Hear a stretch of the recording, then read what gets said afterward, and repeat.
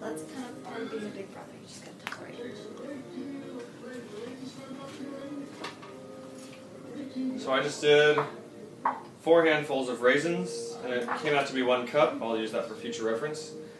Now, we're going for a target. We're going for 4 gallons in here, and that will provide us enough to have a base to rack out to leave the sediment in the bottom and all the dead yeast after we've gone through the initial day, or 5 days, 4 days, 3 days, depending on your temperature, fermentation. So I'm going to leave these aside for now and throw just a little bit inside of the mixture for the yeast. Ah.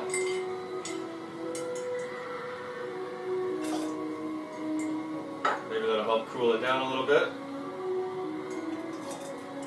And since that's still pretty warm, I'm sure those grapes are going to expand out a little bit as the osmotic pressure difference between the water and the grape tries to balance out.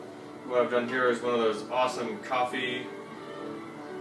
the silicone coffee tops for the ceramic cups that are reusable that look like the regular coffee cups. So now the next step is to pour the honey in, shake it up, get it in here, and then we're going to draw out a little bit of the mixture and find the specific gravity. So to do so, we need some science equipment and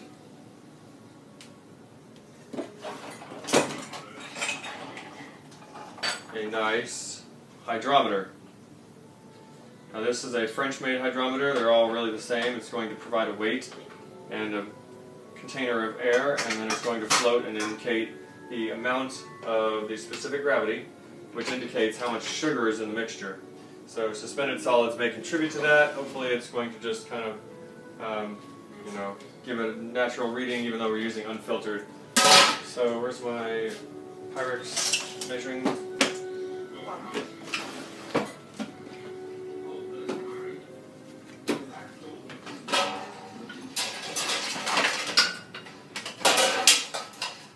We'll take this hot as stuff water. This is part of the use no toxic crap strategy.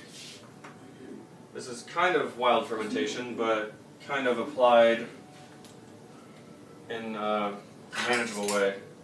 So we're still going to remain as wild as possible. Oh, that sucked. That sucked as well. I guess I'll have to edit my video. Damn it. Alright, going for it. That's hot. Tongs. Haha! Check it out. This is pimp. Okay, we'll have a spice cap. This will sit on. And we're just looking for it to break 140. It is still there. Awesome. So, now that we've seen that, this says not to boil. However, I've had no problems so far with putting it in water that's not boiling. I've even actually boiled it, I think. So, 15 seconds at these temperatures will kill all of your boogers. So, this is going to blow some water out. It's going to be hot while I hold it. We'll just, woo! Like so. We're going to let this chill out for a moment, if you will. So you can see the hydrometer floated at a certain level that indicates the specific gravity of the water we're using. This is tap water in there that we were boiling with. We're cleaning out with. So let's see. Next we will mix everything in here. Let this do its heat thing. Right now we are at 112, so we need to keep watch on this. And shake it up. Let's see what you got. Shake it up. You'll see the honey on the bottom here.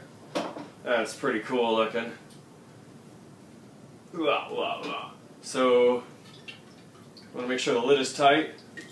We're going to shake until you notice that the honey is all gone from the bottom. Then turn it up, and you'll see the honey is stuck to the top usually. So you want to shake sideways and all different angles until you dissolve that honey, making a righteous starter base for the cider mead. This is a combo project that incorporates the best of many worlds. This does a couple things. If we didn't use all apple juice, we would end up with beer. Or if we used all apple juice, sorry, we would end up with a beer product because there's not enough sugar in here.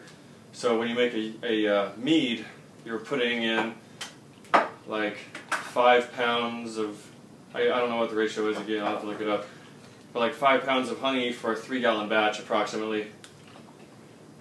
And so then you have to use these mixtures and put them in the hydrometer to figure out your specific gravity, to figure out what you're going to get in the end. So you'll measure your specific gravity at the start and at the finish of fermentation, do a subtraction and then a little multiplication of that figure that you subtracted, and you'll come up with the approximate alcohol percentage by volume or weight, by volume I think. So once that's shaken, I did take a little bit off of one of the bottles and put it in the honey container just to get all the stuff out of here. So we're going to shake the stuff out of this. Make sure we get every little drop of honeybee love. Now it's fun to figure out numbers on things. I'd like to know how many honeybee hours it takes to make a pound of honey, because then we can calculate how many, probably millions of honeybee hours it takes to make 5 pounds of honey. And they fly out, gather pollen, come back in. It's an amazing process. They digest the pollen, store it for food for their little hatchlings, and then we steal it from them. That's some kind of a symbiotic relationship, I suppose, because we give them shelter away from the scavenging of bears and other things. So, who knows? I call it a somewhat symbiotic process. So it looks like we're good there. We'll start pouring it on in. You notice I cap things so that you can't have settling of other things getting in. So you'll cap things off. Just something sitting on top of it is just fine.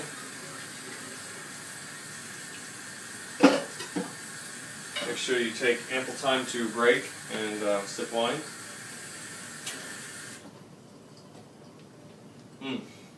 Fantastic. So the pouring of this is probably going to get pretty boring. I'll spare you.